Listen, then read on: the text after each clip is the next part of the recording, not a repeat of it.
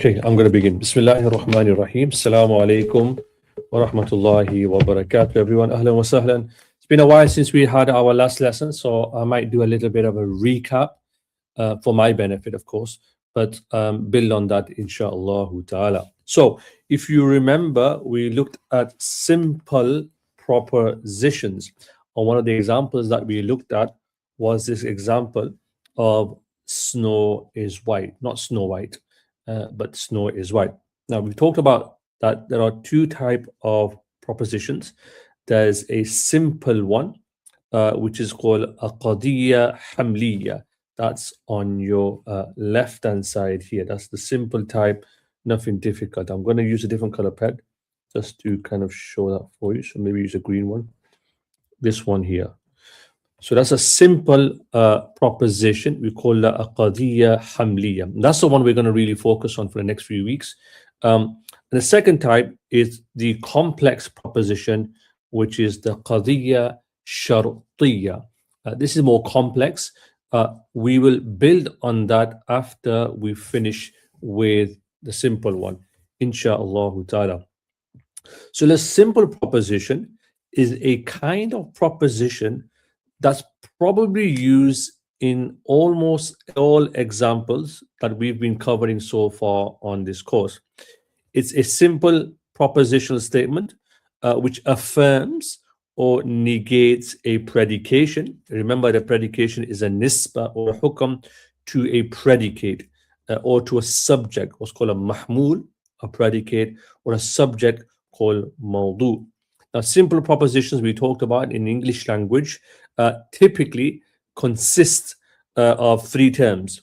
You have, number one, the subject. So that's here in our example, snow is white. What are we talking about? We're talking about snow. And then you have the predicate. That's almost like what are we describing as? And that's white. So snow, white. Snow is white. And then you have something that connects them. That's called a rabit in Arabic. In English, we call it a copula. And they usually appear between a predicate and the subject. So snow is white. Snow is the subject, what you're talking about. You know this through Arabic grammar already. Is going to be the rabit, and white is the predicate, how we are describing the snow. So snow is white, snow is subject, white is the predicate, and the copula, the rabit is the copula is here. So what does a copula actually do? The copula, it signifies a predicated relationship. It's signifying a relationship to the subject or between the subject and the predicate.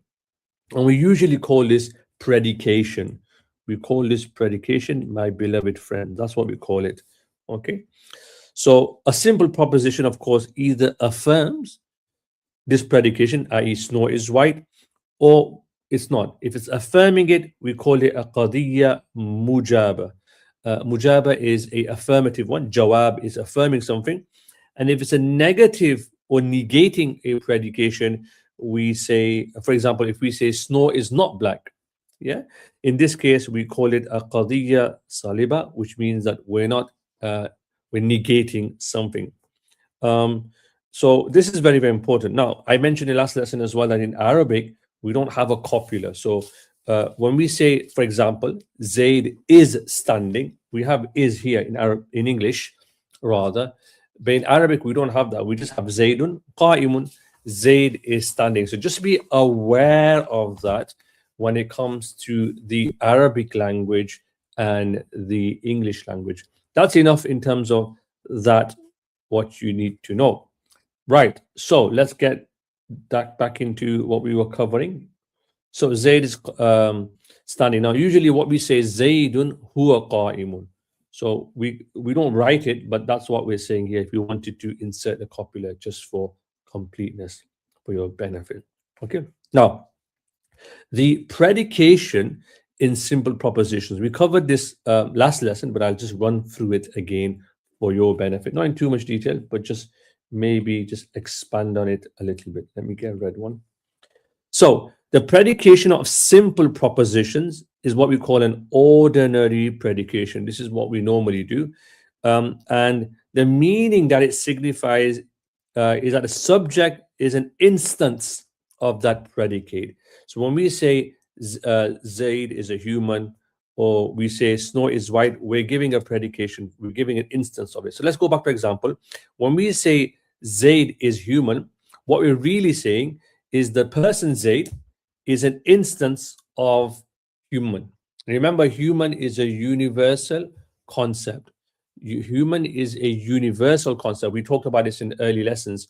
So Zaid is a particular instance of a universal concept, which is human. Right? Human doesn't exist in the extramental reality. It doesn't exist in the world out there. It's a universal that we use. This is why this little diagram can be useful for all of us. So what we're saying is Zaid, this is Zaid, he is a instance of the concept of a human. Yes, these are all available on our website. If you go to our website, you'll be able to access our course.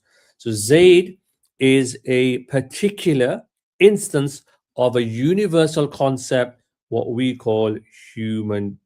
Now, this is like a loose way of saying it. What we're really saying, and I'm just going to go into a little bit more detail, a bit more precise here for your benefit. What we're actually saying, my beloved friends, is that the person or instance of Zaid, we'll stick with our friend Zaid here, has been referred to or denoted by the concept of Zaid in the mind of the speaker, which is signified by the expression Zaid. Because when I say Zaid, I'm talking about someone that's in my mind, and I've said it on my tongue. And this instance, this person I've said Zaid, he is he can be co-referred to by the universal concept of human in the mind of my speaker. That's what it really is saying. Okay, so when we say Zaid is a human, what we're really saying, if you like, is Zaid is an instance of the universal concept of a human. We don't say that, obviously, but that's what we mean when we're expressing what's in our mind in logical terms, if that's okay. Right. Let's get to the subject concept. So, subject, remember, my friends, when we say Zaid is human, we're talking about the subject. When we say, so we're talking about Zaid here. When we say snow is white, of course, we are talking about snow. Now, there's just some basic things which I'm not going to go into in too much detail, but just share with you. The subject concept of a simple proposition is either a singular concept, this one here, or a universal concept. And then we get into more and more details. But if it's a universal concept, then it's referent. The thing that we're referring to is either the concept itself or the instances of the concept. Now, for all intents and purposes, simple propositions can be divided from the perspective of their subjects into three kinds. Now, there's three here, but we're not really going to be focusing on the first. There's a reason for it, but that will come in more advanced lessons where we, or modules, where we explore why we do that. The one that we're really interested in when it comes to subject concepts is what we call instance propositions. They are this one here. What is an instance proposition? It's probably easy just to think about the word itself. It's an instance of that proposition. So when I say every human is wise, the purpose of the subject concept, human, because I'm talking about human beings here, of course, is to refer to its instances. In other words, every instance of a human being is understood by this idea of wisdom. Thus, the proposition conveys that all these different people, Zaid, Sumaya, Yasin, Zubaydah, all of them, right?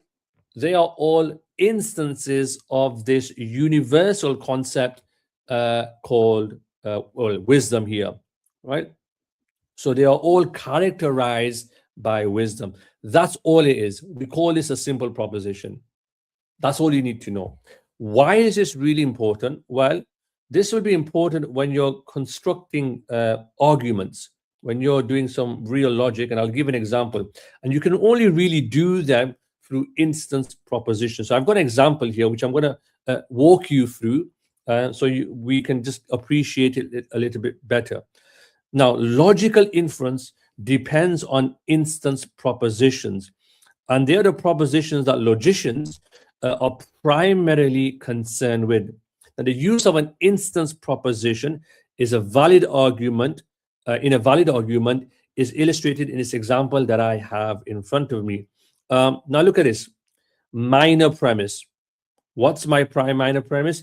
Every human is an animal. Every human is an animal. In other words, every human, Harun, Ismail, Zubaydah, they are all instances of this universal concept of humans. You have animals, sorry. So you have animal, and every human they have animality. They are all a specific instance of a animal. Now, what is this? This is an instance proposition. So we need an instance proposition to make valid logical inferences. So that's fine. We can tick that one off. The second thing I'm going to say is every animal is an organism. So if you go above that, you have humans, animals, and organism. Every instance of the universal concept of an organism is an animal. That's perfectly valid. So that's ticked off as well. Once you have two instance propositions in the form of a minor premise and a major premise, you can come to a valid conclusion, which is, if you put them together, every human is an animal. Number two, every animal is an organism. Therefore, the conclusion will follow validly that every human is an organism, right? In the previous lesson, I actually showed this was obviously this is an example that works, so we're happy with that. But here is an example that doesn't work. When you use instance proposition, and here I've called it a concept proposition. I won't go through it today. It's one of our lessons that we've covered already before. Right, let's move on. I don't think we have too many conversations to go into in detail. All right, so what does this all mean? What do simple propositions mean? And now we're going to move from propositions, doing some logic, to bringing it into conversation with what's called existential import. Existential means to do with existence.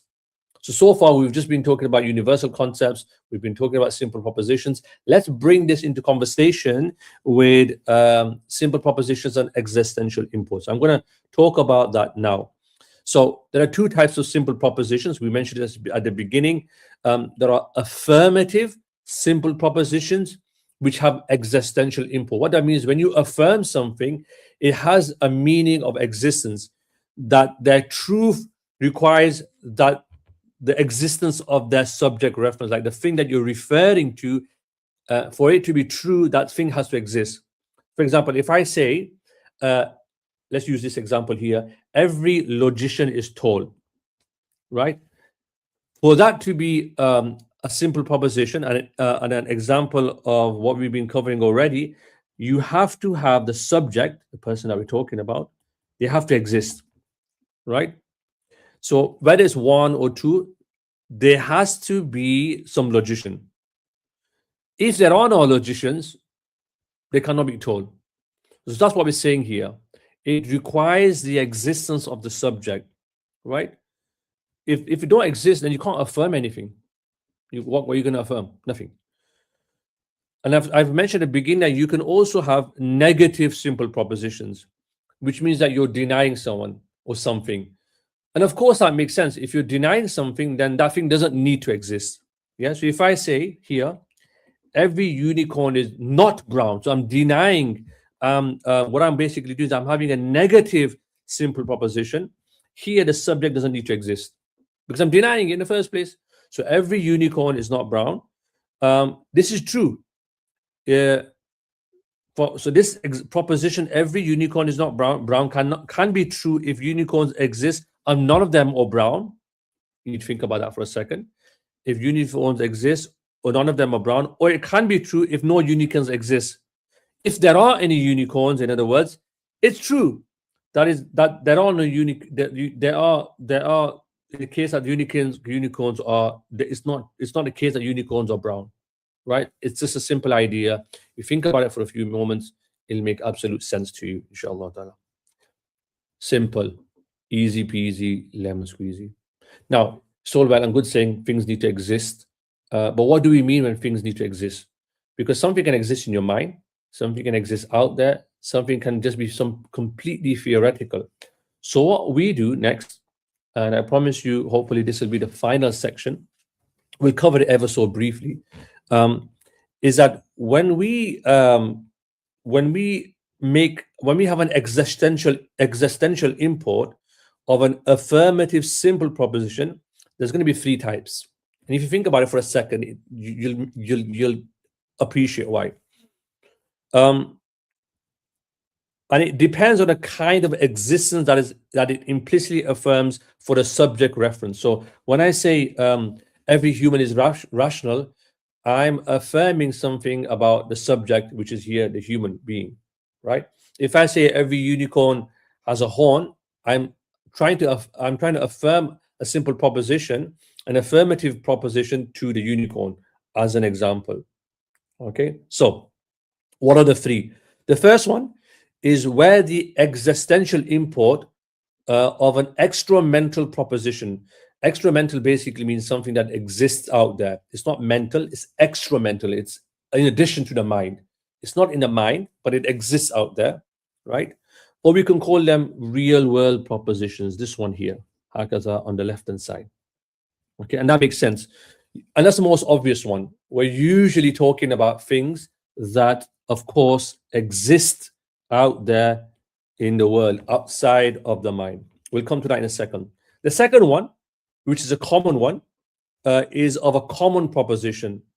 These are like possible world propositions. We'll come to them in a moment. So it's mumkin, it's imkan. It's possible that it might exist. We haven't negated it. And the third type are built on the second one, which are called the existential import of mental propositions. And we're going to cover that as well. So there are three types. Okay. Some people call them impossible world propositions. You're trying to create. You're connecting to a subject reference which is impossible to exist. We'll come to that in a moment. So there's three types. The first one is the most obvious one. Extramental propositions, things that exist out there. Common propositions are possible ones, and we'll come to mental propositions. So let's cover the first one. The first one, it's called the extramental proposition, and in Arabic we call it qadiyya kharijiyya. Kharij means out there. Okay, and what we do is we make a predicative judgment on things, subject reference, that exists extramentally in the real world. Okay, so when we say, mathematically speaking, if you like, when we say every S is P, what we really mean is that every extramental referent of S is extramentally P. That's a mathematical way of denoting it. But let me give you an example. For example, if you write this proposition here,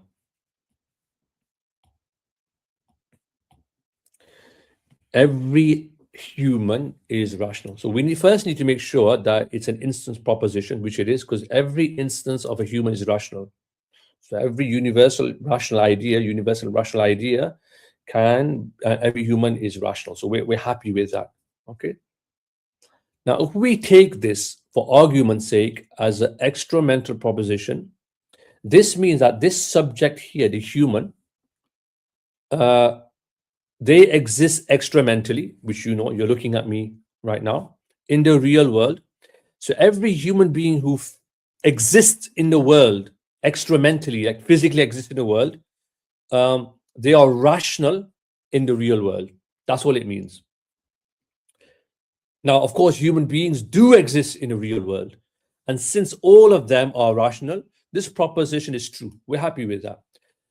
But remember here, we're making a claim based on it being an extramental reality. Very, very important. Very, very important. Okay. Let's take a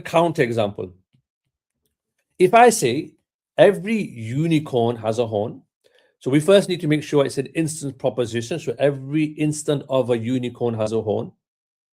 Fine with that. We can take that as an instance proposition. Then we need to say, okay, what are we talking about? We're talking about extramental propositions. But my friends, we're talking about things that exist out there. Do unicorns exist? Right? If we take this as an extramental proposition, the first type, it means that all unicorns that exist extramentally in the real world have a horn in the real world. But unicorns don't exist in the real world. Therefore, this proposition is false. Khalas? Now, I want you to really focus here because we're going to make an important distinction. So when we're doing extramental propositions, we're making a predicate judgment, hukam, about things in the real world. That's why we also call them real world propositions, this word here, real world propositions.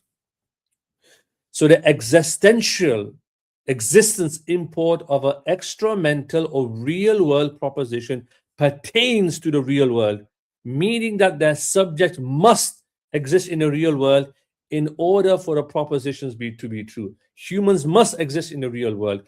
Unicorns don't exist in the real world, so they're false. Yeah.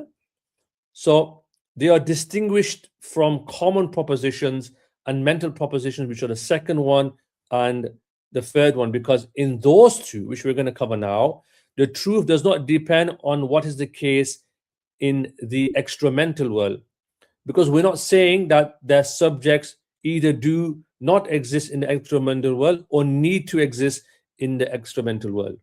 Very, very important. So you have to know what is the claim that you're making. If you're making an extramental claim about unicorns, right, and them having horns, they don't exist, so the argument is false. Now look at this next one that we're going to focus on. So everybody should be okay with that. I don't think there's anything difficult. It's a very sensible way of looking at this. But what are common propositions? So a common proposition in Arabic, we call it qadiyya haqiqiyya.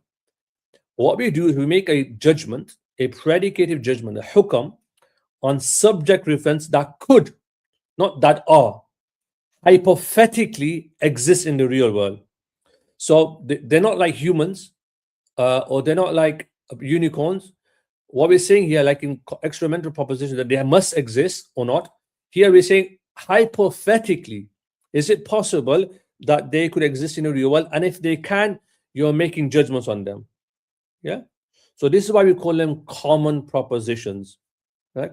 So mathematically speaking, when we say every S is P, what we mean is everything which, if it existed extramentally, would be S, such that if it existed, it would extramentally be P. So let me give an example. Let's stick with our example. If I say now, again, every unicorn has a horn. So here's the example. If we take this as a common proposition, not as an extramental proposition, when it's an extramental proposition, it doesn't work. We've obviously done our checking that it's an instance proposition, but when it's an extramental proposition, it doesn't work because unicorns don't exist in the real world. But what if we took it as a common proposition, i.e., that unicorns hypothetically exist? And that if it hypothetically existed, it's theoretically possible for them to exist, it would have a horn. In this world, the proposition can be true as a common proposition, not as a extramental proposition. Can you see? Beautiful, right? So you have to understand what language or what propositions you're talking about. Very, very important. These are simple propositions. So extramental propositions and common propositions will lead to different results. Okay? Now, I just want to make one point here. When we talk about hukam of common propositions, for example, we use the example of a unicorn, it's not only restricted to extramentally non-existent things like unicorn. So a unicorn is an extramental non-existent thing, right? It's a common proposition, is theoretically possible.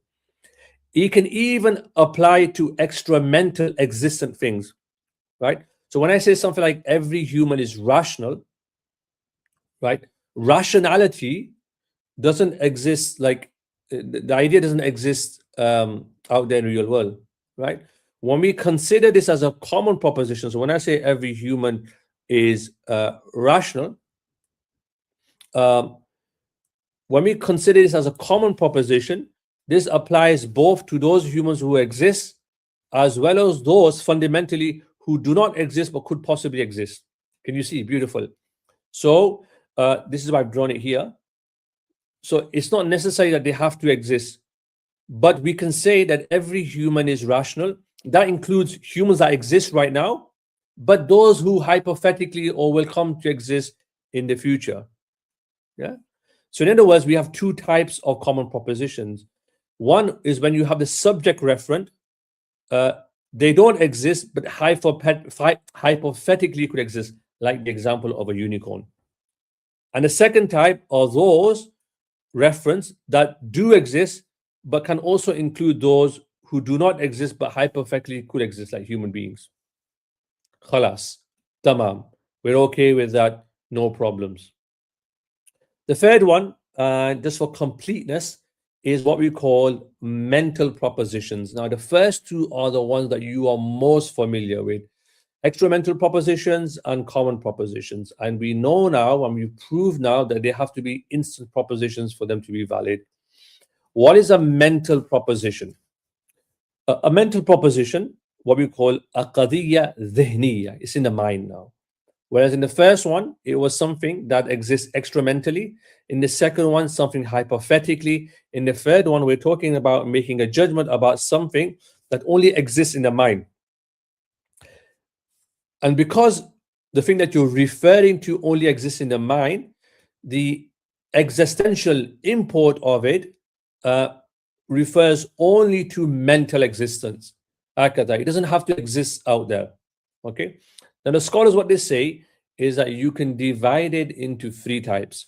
One is what's called those whose subject reference are mental concepts. In other words, they are in the mind.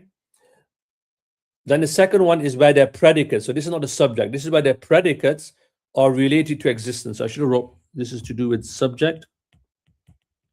This is to do with predicate. Right? We know what subjects and predicates are.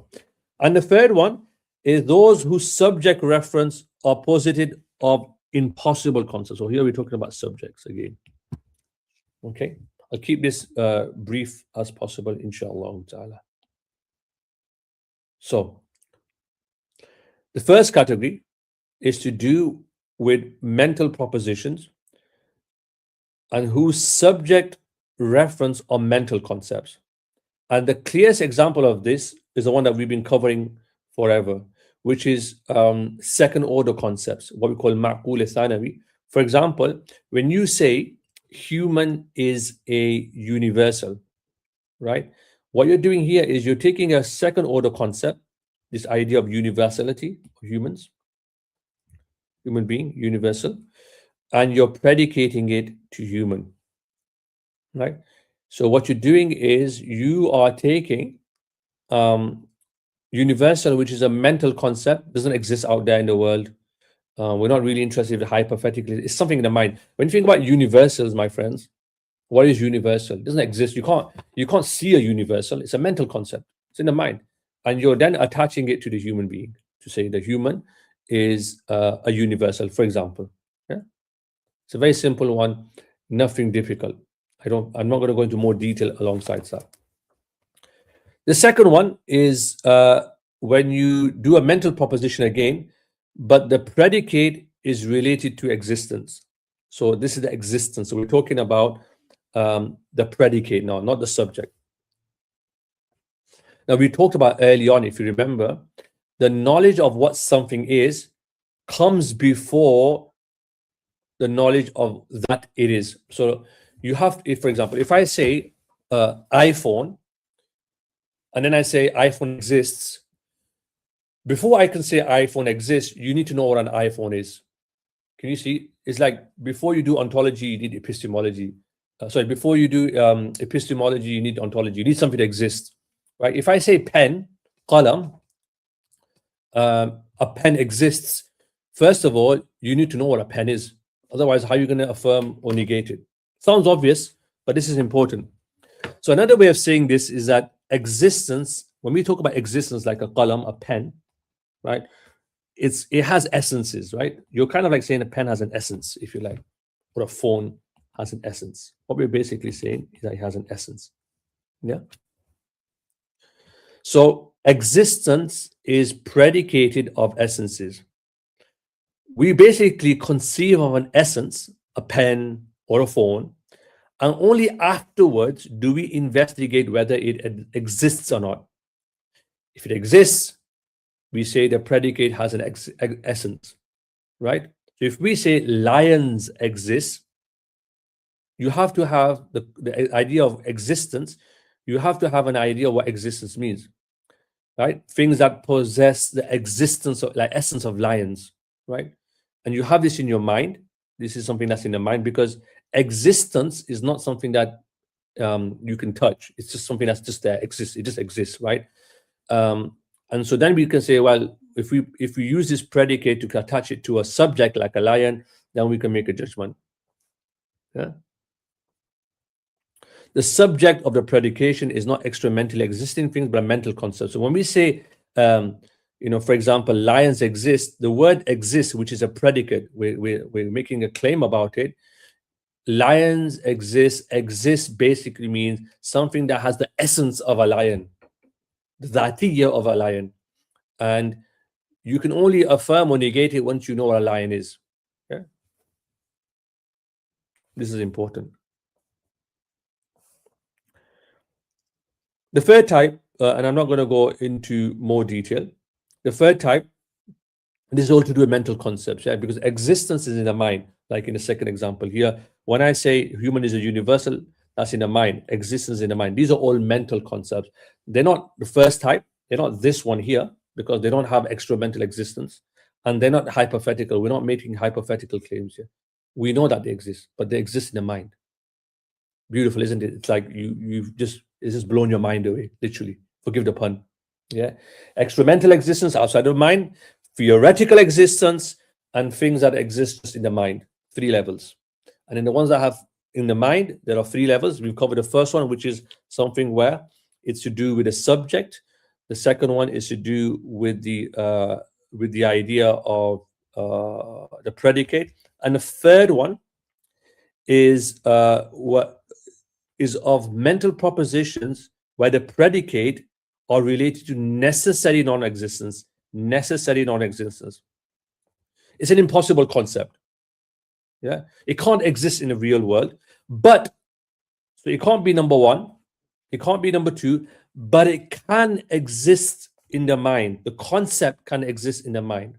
Yeah, but it's an impossible, right?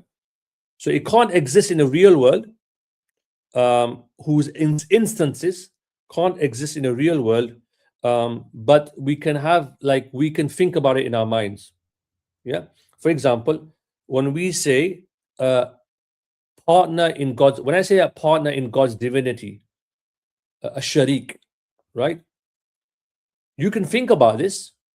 For you, like, it makes sense that there's the partnership idea makes sense to you, and you can think about the idea in your mind that there's a partner in God's divinity in your mind.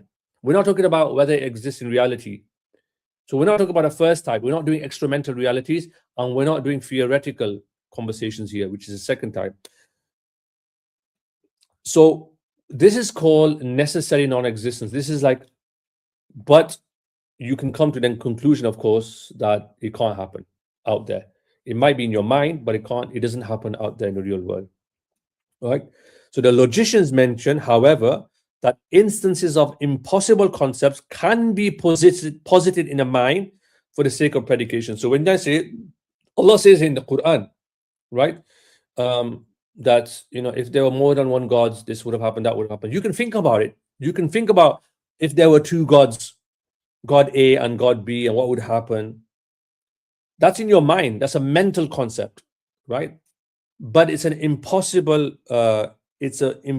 type of concept, right? It's impossible because it can't exist in the real world, right? It doesn't exist experimentally. So these things so God having a partner is a mental existence, but not experimentally, nor in of itself. Khalas. I'll stop there. I hope you've learned a lot today, inshallah ta'ala. We'll pause there. We'll move on, inshallah ta'ala, in the next lesson. If anyone has any questions, they can ask, inshallah ta'ala.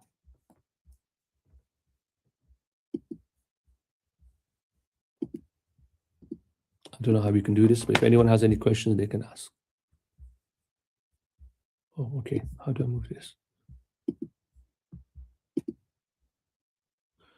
Anyone have any questions?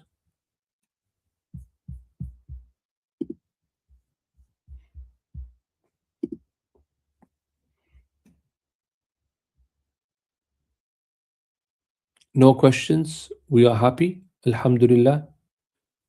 I think this is quite straightforward. I mean, you just have to digest it, but I think it's quite straightforward. Do we have any questions? Let me just check on the other channel.